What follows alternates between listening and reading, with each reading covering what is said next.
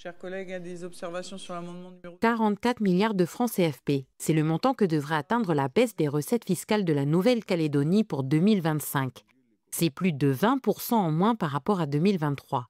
Pour éviter la cessation de paiement de certaines de ces missions, les élus du Congrès étaient réunis cet après-midi pour voter des mesures fiscales.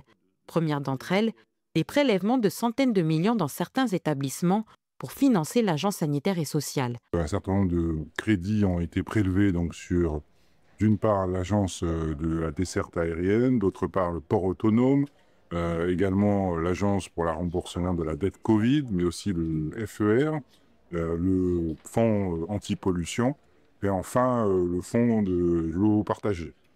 Tous ces fonds et tous ces établissements ont permis d'alimenter à hauteur de 1 milliard, un peu plus d'1,2 milliard le budget de l'agence sanitaire et sociale. Cette opération a été faite en tenant compte de la situation de chaque établissement, et en particulier en tenant compte du fonds de roulement dont disposait chacune de ces structures, que ce soit les établissements ou les fonds, de manière à ne pas pénaliser malgré tout leur activité, tout en soutenant celle de l'agence sanitaire et sociale.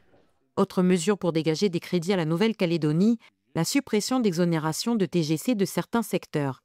Livres, protection hygiénique ou encore prestations de formation professionnelle, désormais une TGC de 3% sera appliquée.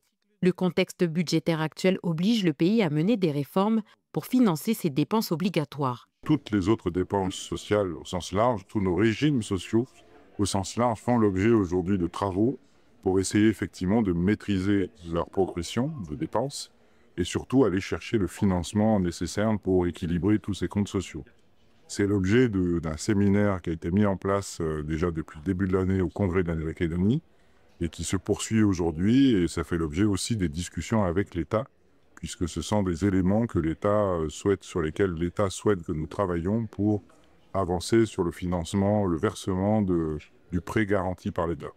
Mercredi, les élus se réuniront de nouveau pour examiner des mesures de sauvegarde économique et de reconstruction.